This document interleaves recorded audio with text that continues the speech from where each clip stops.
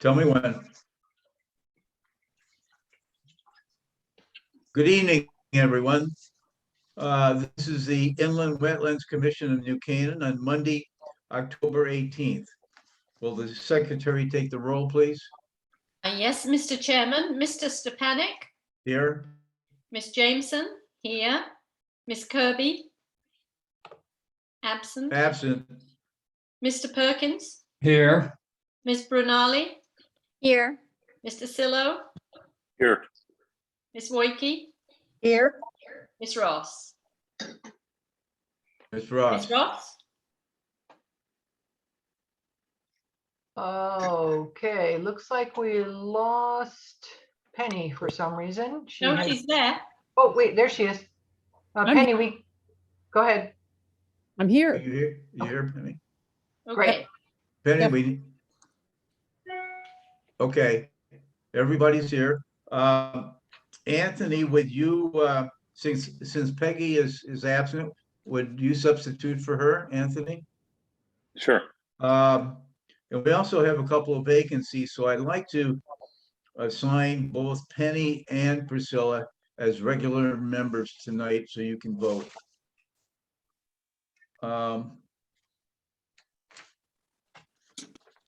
The approval of the agenda. You have the agenda in front of you.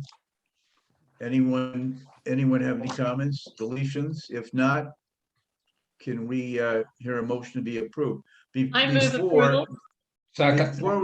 Before we approve, just you're not approving the Smith Ridge Road one, just so you all know this. We're gonna postpone that till November, okay? And then Kathleen will explain a little bit more about it later on, so.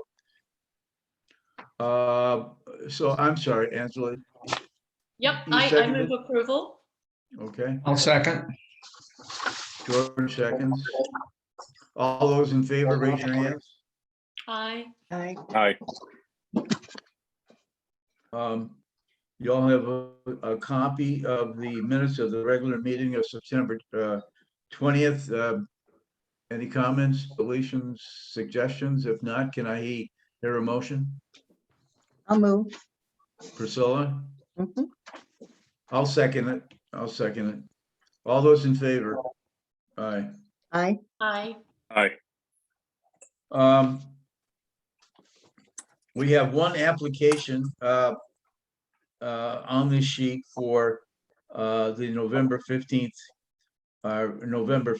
meeting at 91 Garish Lane. We will hear that on November 15th. I would like to schedule a site visit for Wednesday, November 3rd. Is there anyone that cannot make Wednesday, November 3rd at 7:30? George? Yeah, I have a doctor's appointment in New Haven. Priscilla, Angela, you can't make it? No, I can't make it, I'm afraid. How about you, Anthony? I'll go down the list. Anthony, can you make it? Yeah, I can make it. Is that just Kathleen, if you don't mind sending an email out on it? Sure. Yeah. Thank you. Beth, can you make it? That should work for me. All right, Priscilla? Yes. Good. George can't. Penny? I'm writing it in my calendar right now. And I can make it, so. There may be a chance that I might get back in time, but I kind of doubt it. Because it's a late afternoon appointment. This is for the site visit, George. Site at visit. 7:30, November 3rd, 7:30 a.m. What time's your doctor's appointment? At 5 in the morning? Oh, I was thinking later. Yes, I might, yeah, I'll be on the 3rd. I should be able to make it, but I'll have to double check just in case. Okay. All right. Okay, So we're gonna have the site visit at 7:30 on November 3rd. All right, let's go right to the regular meeting. Application number 21-2212, 34 Brayburn Drive, 50 Brayburn Drive. This is a joint application between two neighboring properties sharing a pond. I won't read the rest, but agent Joe San, Sanacero. Sanacero, Sanacero, thank you. Sanacero, I'm sorry. It's And okay. you're making the presentation? Yes, sir. All right, so you have the floor, Joe. Oh, excellent. Thank you. Thank you, everyone, for your time. I appreciate you hearing the proposal that I have. I am the owner of All Terrain Services. I will be doing the work. I'm also the one representing the neighbors. I've been doing this for 30 years, and I will outline the procedure from start to finish. So we start off day one by installing the silt fence, and we install that on the 50-foot setback line or further in. And once we have the silt fence established, we enter the machine over the driveway through plywood, and then we have these special mats we lay down on any grass surface and also in the wetland area. So we're literally working over the plastic mats and not on the wetland area. So there's zero impact to where we're working. So what we'll do is we'll make a staging area from when we take the silt and debris from the pond onto the mats, plastic mats. And then literally from there, we go stay on the mats out into the woods where we will lay all the debris. And when we, before we go to dewater, we have a special fabric. I know Peter, one of the neighbors, sent a letter in, Peter Gentile from across the street, sent a letter in. He was worried about any debris, leaves, and logs or such that would come out onto his pond from dewatering from this pond. So what we do normally is we have a 4-step process as far as dewatering. So what we'll do is we put an area of gravel into the inlet pipe, and the inlet pipe has a basket on it. So the basket protects any large debris from going into it. The gravel is around that inlet pipe, which also stops any debris from going into it. And then the outlet pipe is also in gravel that stops any water that if it happens to go through the pump. And then we also have a special filter fabric that we put on the head wall of the pipe that goes underneath the street. So we lay fabric over that. So nothing, literally nothing except water could go from 50 Brayburn Drive across the street. And I know Peter was worried about that, but we really make a conscious effort to not let anything except for water go to the other side of the pond. And plus we're about 180 feet away. So by the time where our discharge pipe is, will literally be 180 feet away. So by the time it goes through all those barriers that we have set up, there should be no debris going into his pond at all. He should just see, he might see dirty water for 5 to 10 minutes, only when we start the pumps, but after that, it'll be clear water after that. And that's about it. We will take all the silt debris and put it into the woods behind Jane and Jeffrey Himmel's, the 50 Brayburn property. We won't be working on 34 Brayburn property at all. We're literally going to stay on Jane and Jeffrey Himmel's property. So it's just a joint application because they both own the pond. And if you have any questions, please ask. Well, I do. Will what you just told us about the fact that only 5 to 10 minutes of muddy water might be observed by the neighbor, will all of that be communicated to him in some way by you or by us? I can write something out if you want, but we have the filter fabric that will be before it goes under the street. That usually stops anything. I see it on my end. He might not even see it because since he's 180 feet away, he might not even see dirty water because it's so far. And by the time it goes through my barriers, he might not see anything because that fabric takes up 99.9% of any debris or any silt. And that fabric will remain the whole time before and after the job. We'll literally leave it there until we're done with the job. Well, Priscilla and I saw his pond today, which looked really pristine. I mean, not a hydrologist, but I do think that he deserves some, explanation of how this is going to work to make him comfortable. Yeah, the goal is, I mean, normally what we do is only water comes out on his side, but I like to just say that in case something does happen. But every time we've done this, we've only had water come out on the other side through the fabric. We're very conscious about the water coming out of the outlet pipe of the pump. But I can talk to him if you like. I can call him or write him something. That's a good idea. I do. I think since he took the time to write the letter, it's a serious matter with him.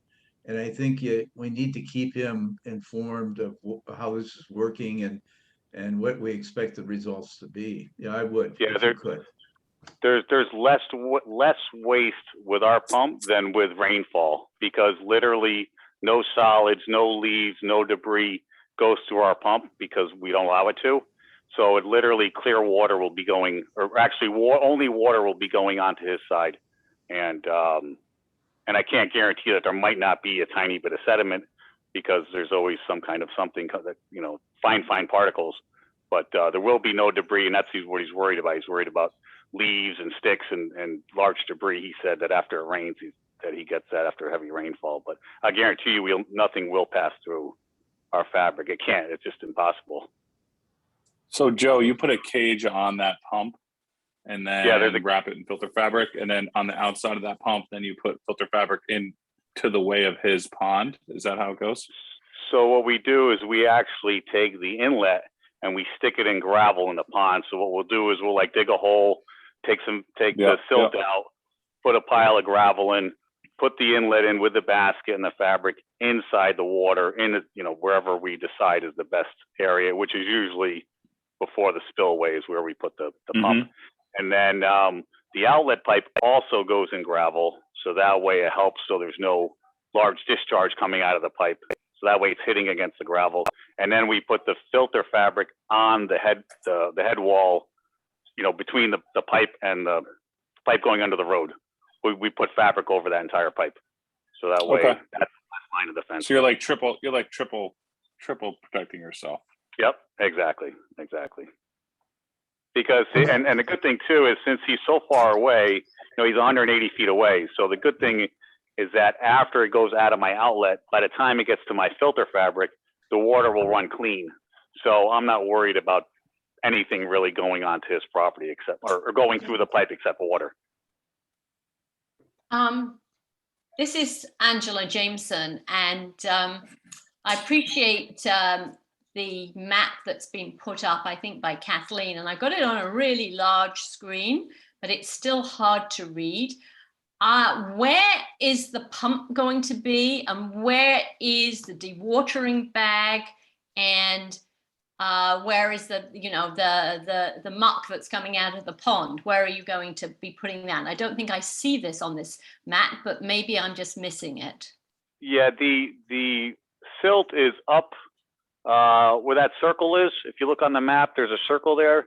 It's basically up to the right of that. Is that all that area up there is woods, and that's out of the 50-foot setback line. Right, but where are you putting the pump to get the stuff pump, out? The pump we normally put on a spillway, and the spillway is approximately where it says driveway on the map. I don't know if you could see where it says driveway. If you can't see that, then it's also on the wetland flag marker. What number is that? I can't read that. I think it's 84. Right. Yeah, I think it's wetland flag 84. So that's where the spillway is. That's where the pump would be. So then you're using the pump, the silt comes out, and you put it into a dewatering bag, or what happens next? No, so what we do is the debris and the silt from the pond, we put on top of the plastic mats, and then we move it from there over into the wooded area. And how are you going to get it to the wooded area? So what we do is we drive on top of the mats with a machine and literally scoop bucket by bucket, and we bring it over to the area. And what sort of machine are you going to be using? We use normally a Bobcat, sometimes a track, sometimes without, and we just stay on the mats the whole time. So there's virtually zero impact on the ground. And I see that this map says that you may have to remove some trees. Yeah, I put that only just in case. I don't think we need to, but I always like to prepare you guys just in case we have to take one or two down.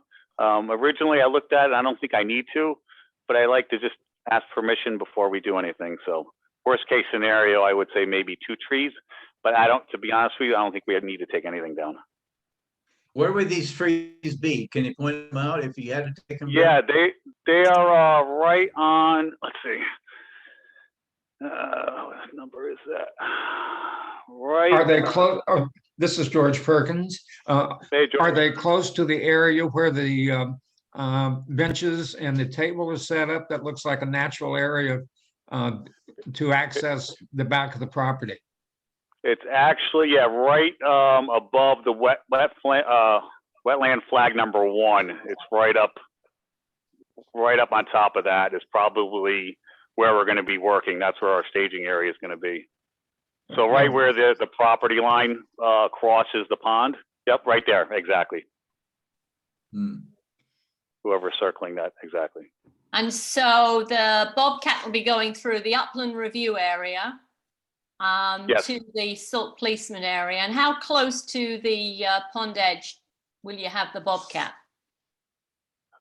We will be probably 30 feet away from the edge, to be honest with you. We don't need to get that close.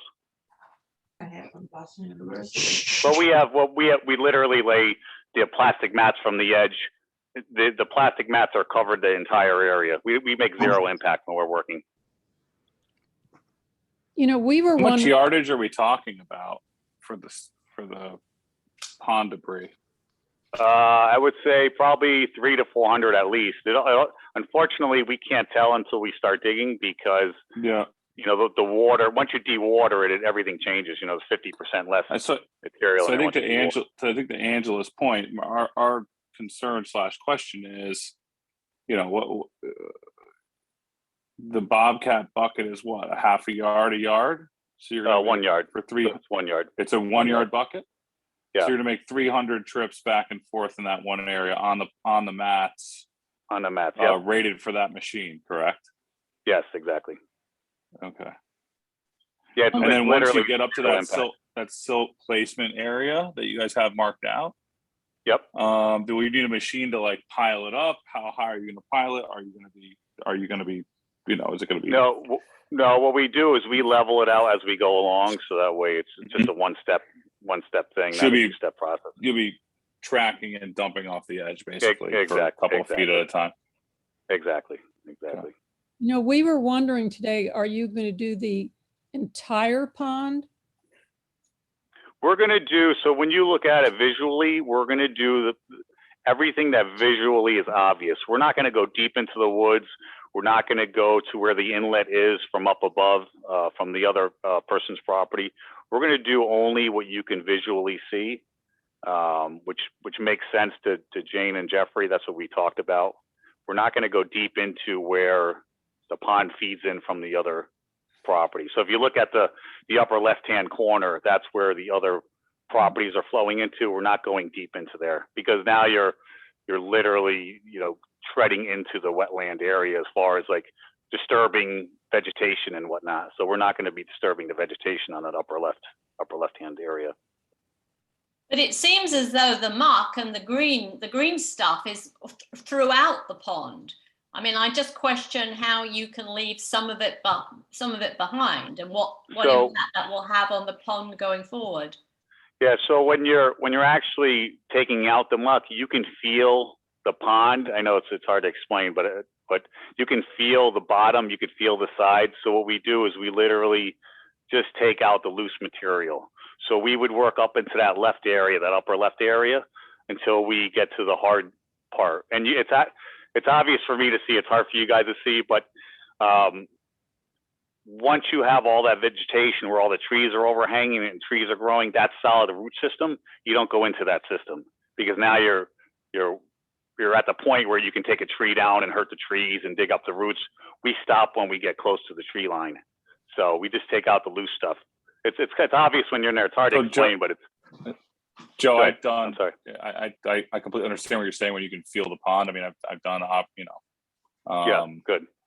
excavation and stuff like that. So I understand that, but if we're talking about I think Angela's question is, right, Angela, the upper left-hand side of the pond there, Yeah. Are we going to be able to reach that area? Is that overgrown with trees? Is there something that we can do? Or are you just going to take the bucket? And again, I know how it feels. I mean, are Yep. you going to take that bucket and just kind of scrape and see what comes Exactly. up, or what's the story? Yeah, exactly. We're going to go take all the loose material out. So if we can go a little further, we'll go a little further. I'm not restricted, like Jane didn't say, stop at this point or stop here.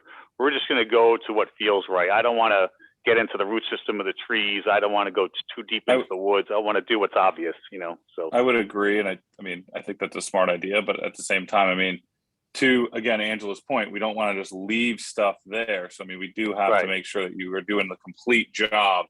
No, all the we're way gonna do up the- into that, into that We're corner gonna- of the pond where, Yeah, if you feel that exactly. root system, we understand, but we do Right. want to make sure that it does get, because it would be a half a job, right? I think that was Angela's Right, question. right. Angela, am Oh, no, I we're- saying something wrong? No, that is part of the question, but now I'm a little bit concerned because we don't actually have any markings on this map as to how far you're going, and you've made it quite clear that if you go too far, you're going to disturb the vegetation and the wetlands. So kind of your answer was helpful, but it's raised other questions in my mind.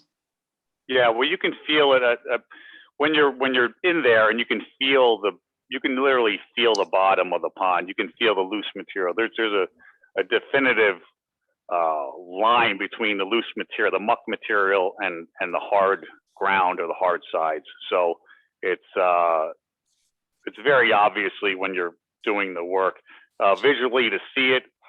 It's almost hard to determine just by eye, but with the machine we can feel it, and we usually go as far as we can without disturbing the roots of the trees. Right. Good. I have a question for Kathleen at this point. Kathleen, to what extent, when we have been looking at pond dredging applications, have we been content to just rely on the contractor's feel for how far to go? I'm not doubting that, you've done a lot of this, and you and others like you, they can feel it. But, we have to know exactly what it is that we are approving. So hence my question to Kathleen. It's a good question, Angela. I have also asked that question of the applicant to give us the kind of limits of the perimeter, what is the new perimeter of the pond dredging? So maybe the way in which Joe is explaining it is not translating completely. Yeah, we are much more comfortable having, I'm dredging 60 feet this way and 50 feet in another direction. And I'll be, cleaning out the channel bottom to the outflow. We don't have that with this application. We did just hear that it will be approximately 300 to 400 cubic yards of material coming out. Based on that estimation, it would not be a complete and full dredging to 6 or 8 feet. It's removing the sediment and the soft layers that have accumulated in the pond. And it appears as though if I go by what Joe is trying to explain, if you look at the pointer, that's me doing the pointer because right now I'm the one sharing the map. It appears as though the majority of dredging would take place approximately in this area. And Joe, if you want to correct me, you can. With then it coming down towards the outflow. That's Yes. what I'm getting from this conversation. With Yes. Yes, we're also going to go towards the left also, but as you go towards the left, where the inflow comes from the properties up above, that gets very thick with vegetation as it slowly disperses there. There's no formal stream there. There's no formal entryway, so it slowly disperses through the woods. So we're going to dig to the left there, but we're going to stop when it starts getting thick with roots. And I mean, it'll be obvious for us, but we are digging the entire pond. It's just we're not going to go deep into the woods, which I believe is off that line. Actually, that line is showing just the water part of the pond. So the part to the upper left is the wooded area anyway. So, but we will dig the entire pond out for sure. We always do a full job. We never do halfway. Well, in the upper left, as well as I could see it from where we were standing down by the driveway, it looked like there were actually fallen trees up there, trees that had fallen into the pond. Is that right? Yes, yes. So yes. you- We're going to take those out. Okay. Joe, Will you so- be, this is George Perkins, will you be removing the debris and looking at the pond along with the, with the scum top? There's a number of, it looks like logs and branches and so forth. Will that go into a separate pile? Yes, apart from the exactly. silk? Exactly. Yeah, we'll end up taking that away. The wood part we'll end up taking away. Okay, thank you. So how are you going to get the fallen trees and the branches out of the pond, Joe? We'll lift them. We'll lift them out with a machine. We'll put a chain around it and literally lift it out with the chain. Okay, what sort of machine and where is the machine going to go? We'll use an excavator, and it's on tracks, and we could reach in from the sides and literally grab the trees from the edge. So how far is the reach on that excavator? That one's about 30 feet. 30 feet. You'll be able to reach that from the pond's edge? I should be able to, yeah, because we'll just put a chain on it and we could pull from from the side. Okay. George, can I we- think the map, I think to Angela's point, I think the map is missing some key points of trees in the area up and to the left, and I think that's the questionable area. Right, Angela? I mean, yes, and I'm also thinking that if you've got kind of vegetation that's grown where the pond used to be, where do the wetlands stop? It's not just at a well-defined edge of a pond, it seems to me. Seems to me that we have this natural, very wet area as a result of the degradation of the pond over the years. Is that correct, Joe? Yes, but what happens is as the silt fills in, the vegetation grows out of the silt. So once you start removing the silt, the vegetation comes with it, and then you get back to the original state of the pond. You can feel where the original pond was as you're digging. It's just a clear Right. barrier there, clear layer. But I don't Or- see any wetlands. I don't see any wetland lines on the Heverses property, which is what the area of the pond that we're talking about at this point. I think we can see them on the Himmel property, but Right. not on the Heversey property. Yeah, well, because we're not going to go onto their property. We're just going to do the work on the pond. We're not going into his property at all. I should say, I must misspoke. We'll be on his property because we'll be working on the pond, but we're not going to be driving through his backyard at all. So obviously the edge of the pond is a wetland area. The soil scientists just didn't flag it because we're only working on the Himmel's property. Right, so you can actually reach far enough into that left-hand area from the Himmel's property with your excavator to grab the fallen trees and branches. Yes, exactly.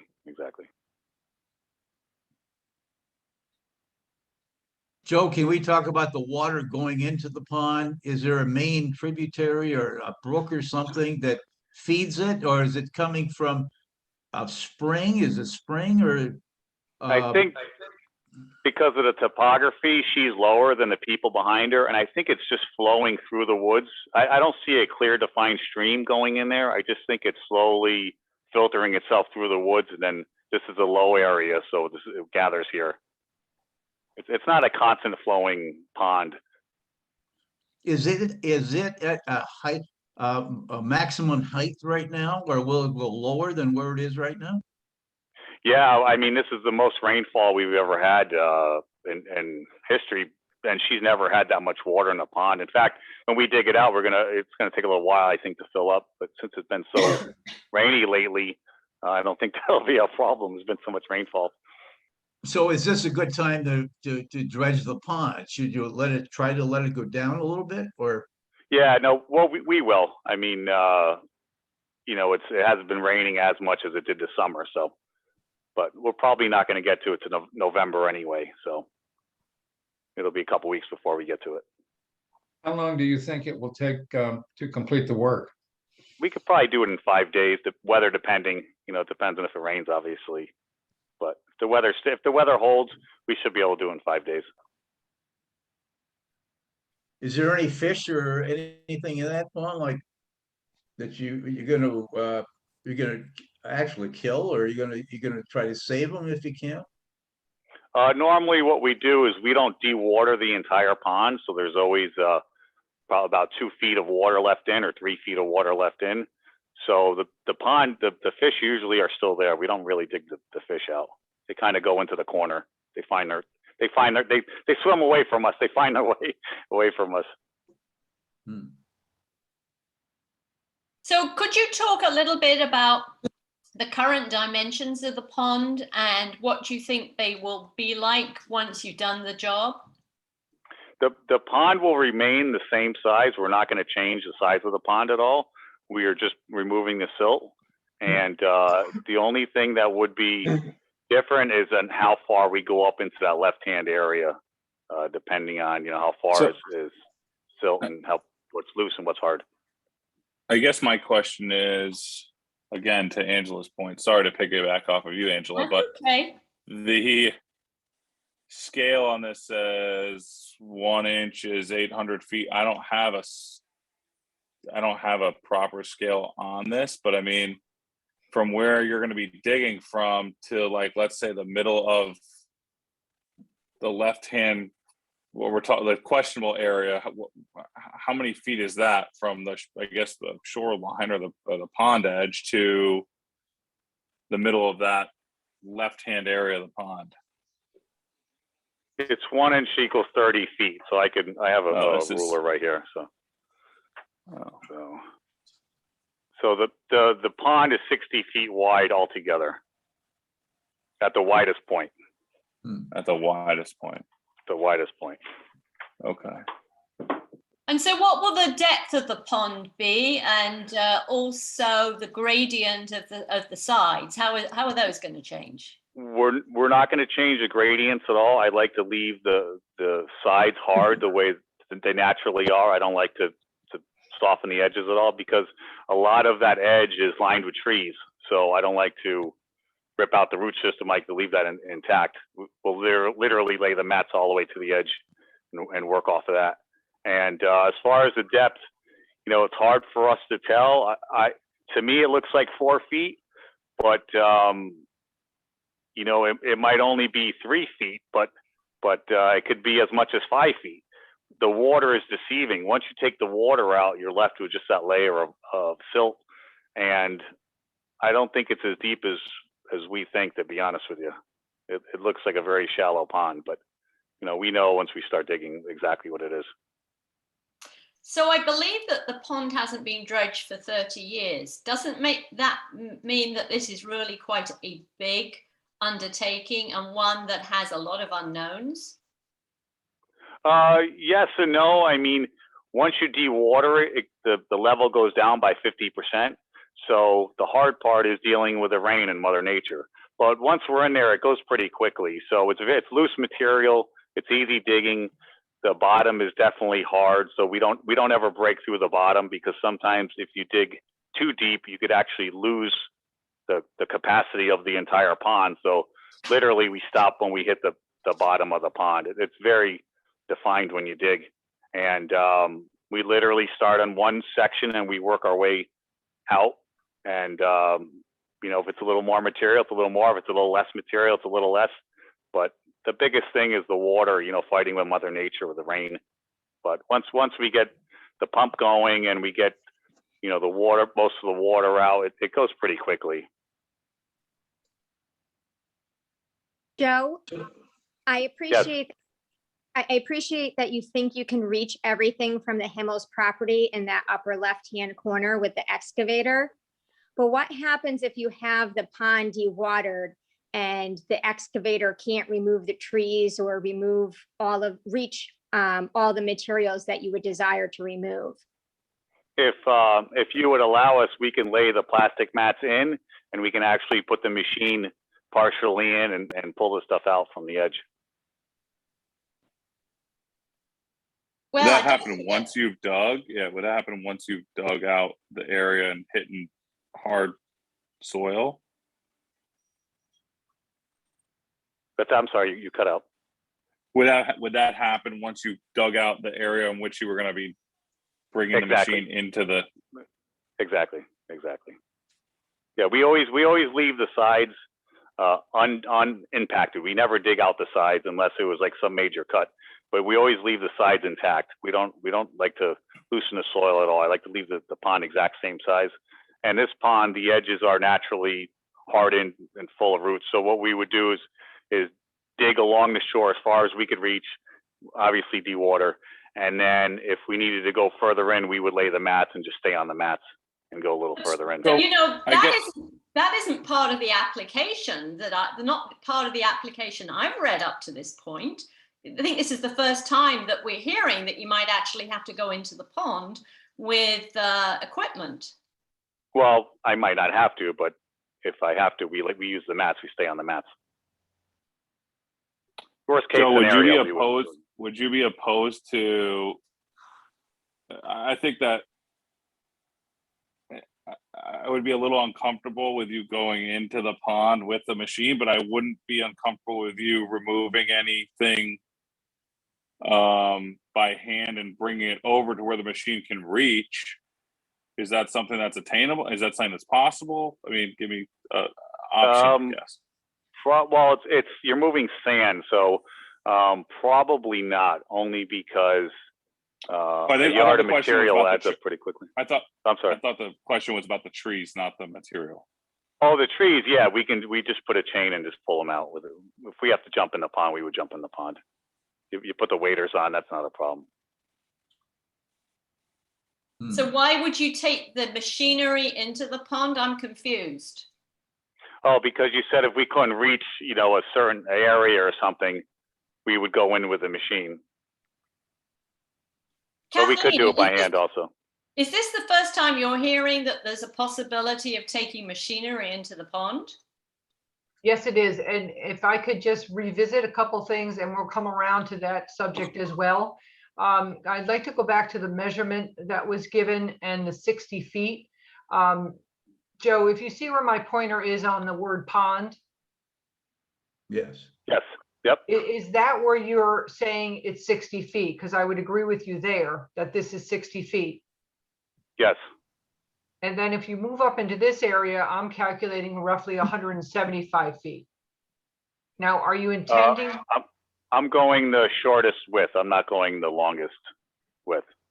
Okay. Are you anticipating having to dredge in the area of the second word pond where my pointer is currently?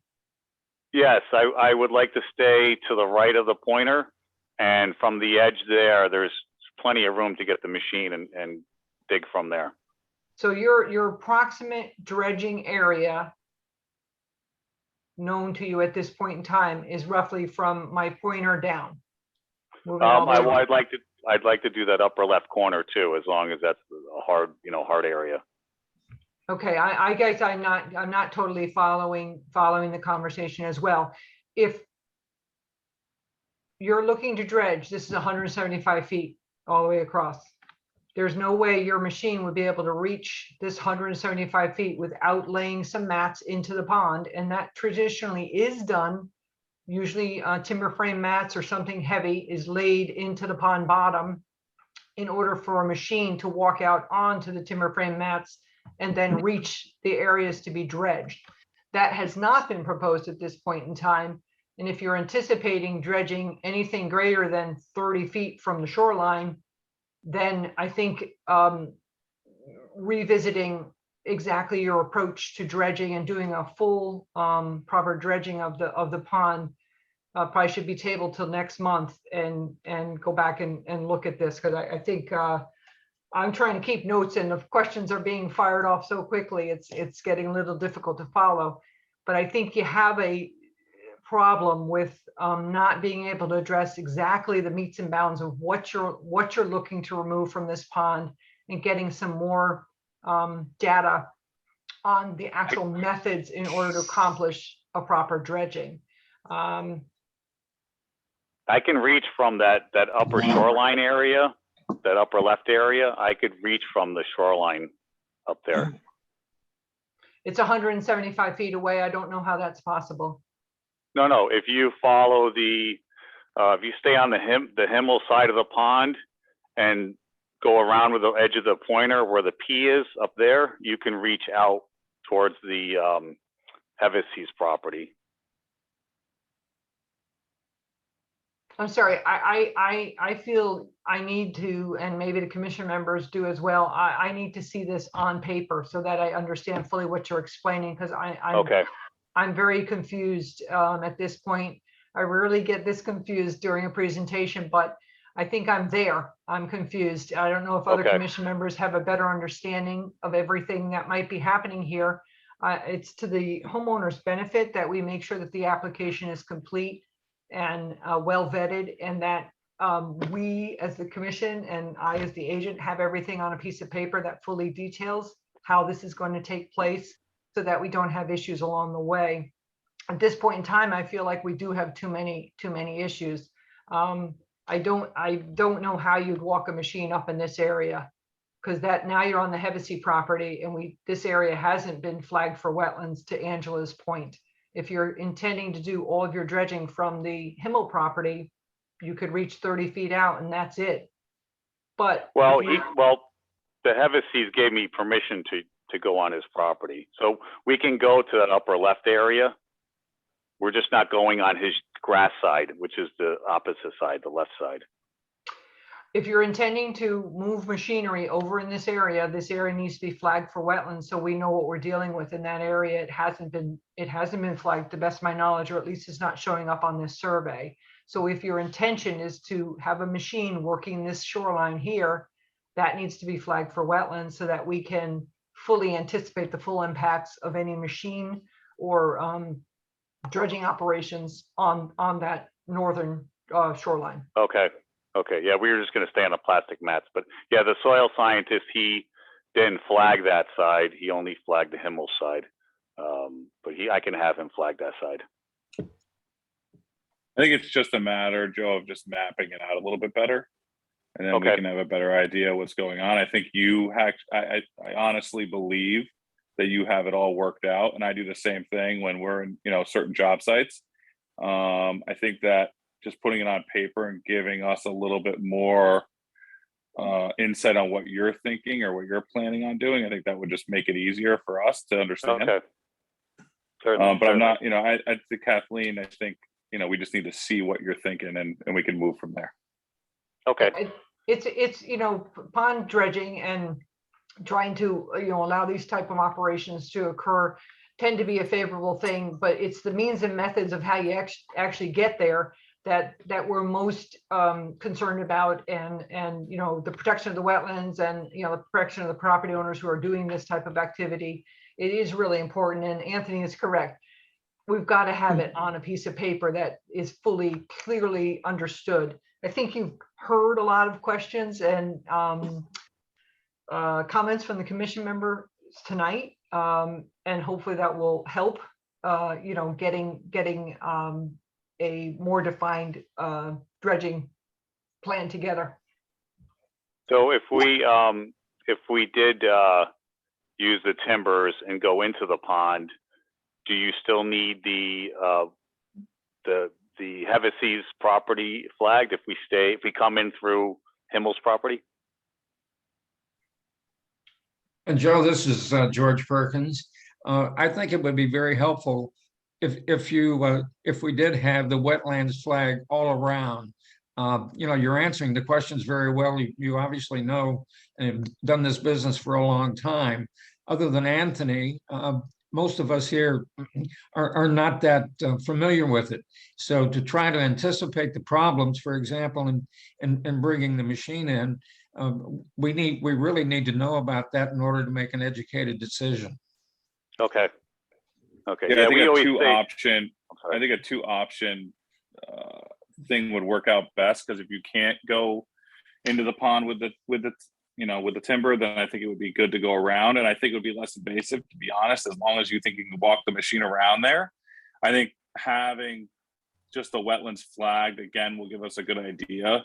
And if you can walk into the pond, great, as long as it's as of standard right. standard practice, we're fine with it. I think it's just a matter of getting the options, showing everyone, and seeing how we can get there. Yeah, and So- that actually, you know what? I'm sorry. I could actually figure out that upper left corner a little bit more too. Once he flags. I think that'd be so. a good idea. I think to Angela's questions, I think that would be a good idea just on the matter of the vegetation, the stuff that we talked about there. So we can go from there. Right. Good. I So have a just question. I'm sorry. I have a quick question about the trees. Were they marked? We were there today, but the trees that you're going to cut down?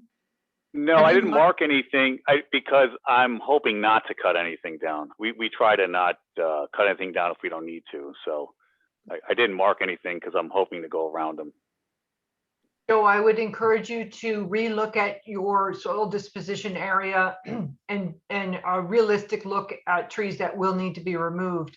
In my viewing of that area, it appears as though there are some decent amount of trees in that area. Any amount of filling around tree bases, they will not survive. So again, if tree removal is required in order to provide soil placement on the property, show it on the plan. That's all the commission will require you to do. So don't shy away from not kind of hamstringing yourself into doing a proper job. Right. If trees do need to come down, include it in the application. Okay. Yeah, I was more worried about the trees along the shoreline of the pond, not the trees in the disposition area. So Joe, just to go back and reiterate what's been said by many people in different ways, I think an awful lot of this plan is in your head. It needs to be on paper so that we can fully understand what it is that we're being asked to approve, and so that there is something that allows the agent to monitor the project as it proceeds. So I think there is a lot of detail here, Joe, to be quite honest, that is missing and would ideally be there. And I would encourage you to talk further to Kathleen to get, a list from her of the items that need to be addressed, and to do your very best to try and provide that information in writing. Okay. Yeah, no, Kathleen's wonderful. I mean, her and Lola are great. We always work well together. So, but I could certainly detail everything out for you guys. And we agree with you. Kathleen is wonderful. Thank you. Thank you. Yeah, we've been working on this one for quite a little while here. And again, the commission really doesn't want it to be done correctly, and you're making steps in the right direction and have done a tremendous amount of work on this, but you can see there are some holes as you hear comments from the commission. Right. Revisit the wetland checklist that I have already provided to you. Go down that checklist, look at the emails that I've already sent requesting additional information, including the information that was sent as of late as today from the site visit. The next meeting, I believe, is November 15th. Typically, we like to have any revisions into the commission on or before November 8th. Okay. Be aware of those deadlines. If you need additional time, just reach out to us and just let me know that you're going to be extending the application to December. So we certainly will be in touch. I'm happy to meet with you and the homeowner to review things and try to summarize best I can all of the comments from the commission this evening. Okay. Good. Okay. Yeah, I'll call Otto, the soil scientist, tomorrow and see what his schedule's like, and have him mark the rest of the pond out for us. And as Otto marks the pond, that means the surveyor would have to come back out again as well and put those additional flags onto the survey. Okay. And Joe, this is Dan. Devote a little time to the movement of the water from the pond through under the street over to the other pond. I'd like to see really how you're going to do that. What are you going to do? You're going to excavate the draft there, the little what do you call it? The spillway. The brook or whatever it is, from this pond, the pond we're talking about, to the other one. We haven't really talked about that, and I'd like to see what you have in mind for that. Yeah, we're not going to disturb that the that little stream between the spillway and The the stream, road. yeah. We're not going to touch that. Yeah, we're not going to touch that area. Oh, you're not gonna clean that up at all? In there? That area is actually pretty solid. So we would only touch the spillway area where it's filled in. Between the road and up the driveway is clear now. Hmm. But I could put that in the proposal. I mean, we could certainly. I think a clean it up. a simple diagram, Joe, of just how you're going to be able to protect the neighbor's pond would, and very simple diagram would just be able to explain again to the commission like what you're thinking. Okay. And I Okay. think also to the neighbor, where I think I understand what you're saying, and I agree with you. I think you've thought it out with a 3-step process of filtering that water out.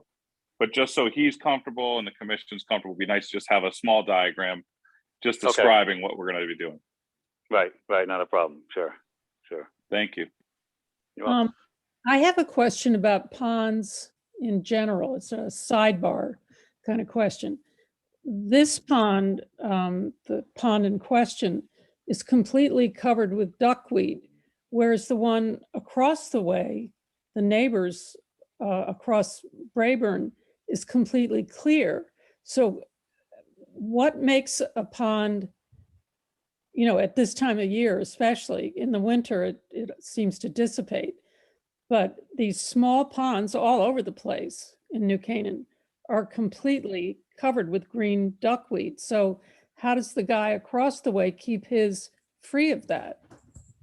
Well, the ponds that are sedentary usually grow, and the ponds that flow usually don't. And you can actually see that even a pond that flows, the edges will still grow because the water's not flowing as Mhm. fast or as hard. So this pond, since it's full of silt, there's a lot of soil in there. So anything a bird drops or anything will literally grow a weed out of it. So that's one of the problems. Once their pond, I don't know when they've ever dredged it or they have dredged it, their pond flows consistently. And he said that he manages it. So we must be treating it with a chemical or something. Yes, most likely, Penny, any place where you see good management of a pond, they have an aquatic permit from DEP that allows them to do monthly treatments. So I see quite a number of applications or actually permits. They notify the town. That's probably one location that's having routine aquatic applications to manage the nuisance weeds and whatnot that come into the pond. In addition to what Joe said, they probably have better flows coming through that pond and it's probably deeper. So the growth of different things are cut back a little bit just to the depth of the water. Any other comments, questions? All right, Joe, we'll see you on November 15th. So we're going to Excellent. continue the application till November Great. 15th.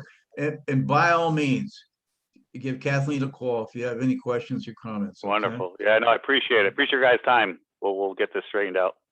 All Thanks, right. Joe. Appreciate it. Thank you Joe. guys. Have a good night. Take care. You too.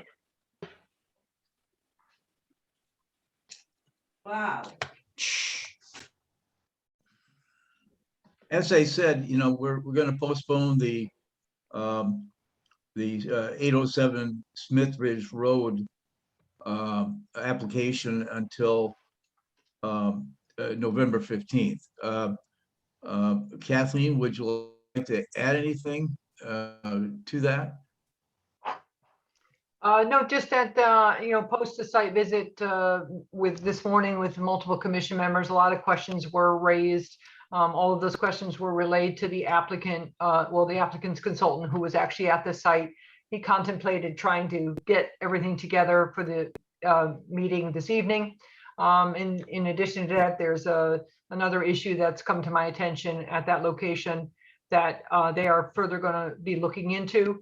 And after having those discussions with Gene Nazaro, the applicant, he decided it was best to postpone for this evening rather than trying to rush to the commission this evening and go forward with an application that needed some more attention.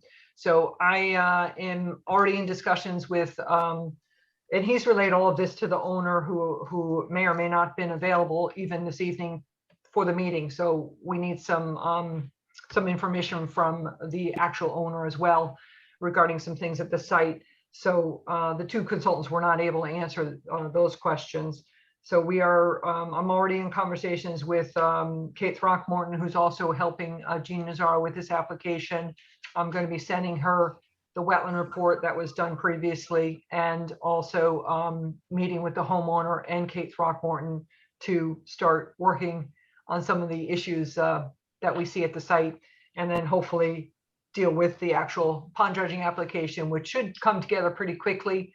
Just some information was not quite ready to be discussed this evening. So with all that said, and communications all day long with these folks, they asked to postpone for this evening, and frankly not waste the commission members' time, and take it up in November.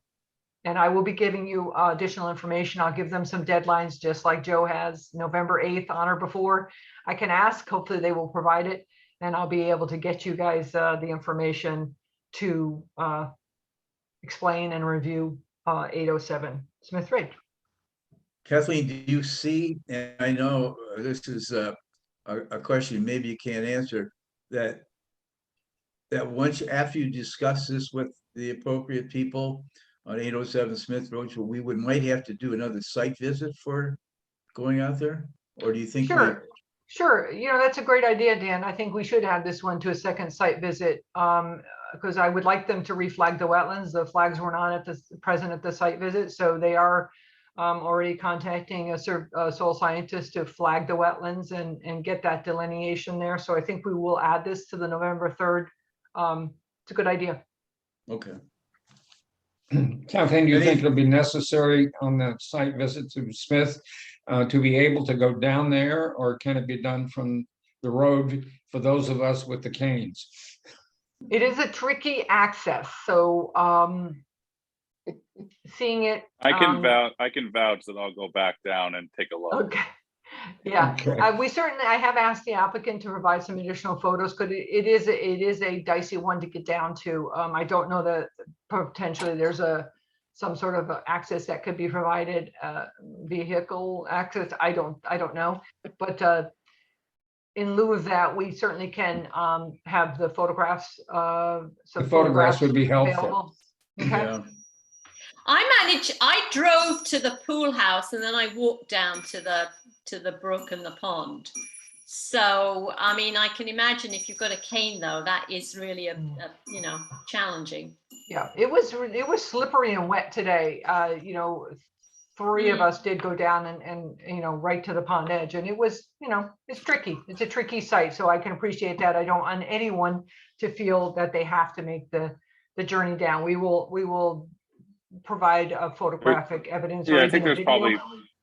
probably 5 pictures that you really need. Yeah. Not much, but just in those questionable areas that we were talking about. Yeah, I think the pictures would be very helpful, and then maybe review it with us when you come back up. If there's a way to get down there, I would certainly like to see it. But what it would be be an very ideal challenging for me thing? at this point. Something ideal would be a golf cart. If we could get a golf cart, we could drive it down there. Maybe the owner has the golf cart. I don't know, but I'm just throwing that out. And no one spoke up on that one. So, anything else about the 807 Smith Ridge Road? Okay, Kathleen, we have 2 administrative actions that you've listed here. I noticed they're both, among other things, constructing pools. So that's pool is still. I'm sorry. ahead. Well, I'm sorry. 112 Douglas is actually demolition and new construction. They always put the pool on the plan in the event they find a buyer that wants a pool. So that's sort of, just saving a space for a pool at this point in time. All of these two wetland permits are activities within the upland review area. And 927 Silver Mine is another pool. We're having quite a number of pools being put in various locations. neither one of these have actually started. The demolition permit for 112 Douglas is just passing through our system now. So, but I anticipate that contractor will start readily. 927 Silver Mine, actual building permits, I don't believe have made it all the way to the finish line just yet, but the wetlands. Kathleen, on the 112 Douglas, I mean, I'm familiar with the property. There's nothing that needs to go through this commission for that via demolition permit, correct? Or yes? Correct. So the demolition of the existing house is within the review area. The wetlands is actually on the town-owned adjoining little piece next door with a little Yep, brook yep, that the runs little through trail there, yep. And so, no, so that all of the activities are outside of wetlands, but in the review area, already existing, because obviously there's already a house there from the 50s or even older than that, that Yeah, is it's old, being yeah. demolished, and a new house will be constructed at that location. All right, we have a review of the 2022 schedule of meetings. You all have a copy of that. Anybody have any comments or questions about that? That's standard. Anything you want to discuss on the schedule of meetings, Kathleen? No, I think we just like to sort of get that out of the way, and I can't believe we're looking at the scheduled meetings for 2022, but it's October, so Wow. all the boards and commissions are starting to set their agendas and schedules for next week, so next year. So that's all. Just wanted to bring it to your attention. You don't necessarily have to take a vote or anything. I'm just letting you know that we will give that to the first selectman's office, and they'll get us on their calendar. Anyone else have any other business you want to discuss? All right, can I hear a motion to adjourn? So moved. George? I move we Got a adjourn. second? I'll Second, second it. Okay. And Angela seconded it, so. All those in favor? Aye. Aye. aye. Meeting is you all. adjourned. Thank you very much. Thank you. Have a Thank good you, guys. evening. Thank you. Bye. Good meeting. Bye. Not all. Bye.